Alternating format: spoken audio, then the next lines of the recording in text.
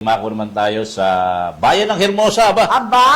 Parang yung sana meron din to sa Maribeles eh. Oo. Yung mga mag-aaral daw sa Hermosa tumanggap ng libreng gamit ng eskwela bilang pag-aanda ngayon sa balik eskwela ngayong taong high school year 2025-2026. Personal na dinalaw ni bagong upong mayor, Hermosa Mayor Ann Adorable Inton, ang mga daycare centers, particularly sa Barangay Sacrifice Valley, Bamban at Almacen upang mamahagi ng mga gamit pang eskwela at kaunting pagkain sa mga mag-aaral at guro.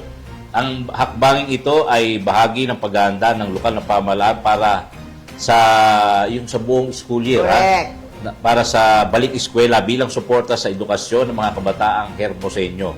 Nagpahayag ng pasalamat to si Mayor Inton, kina Municipal Executive Assistant Luz Samaniego, MSWDO Officer Chasmalin Francisco at ECCD Focal Person Jenilyn Lapid sa kanilang aktibong pakikisa sa programa. Ayon pa sa alkalde, sa tulong ng pagkakaisa at malasakit ng bawat isa, mas higit pang mapapalakas ang kampanya para sa dekalidad at makabuluhang edukasyon sa bayan ng Hermosa.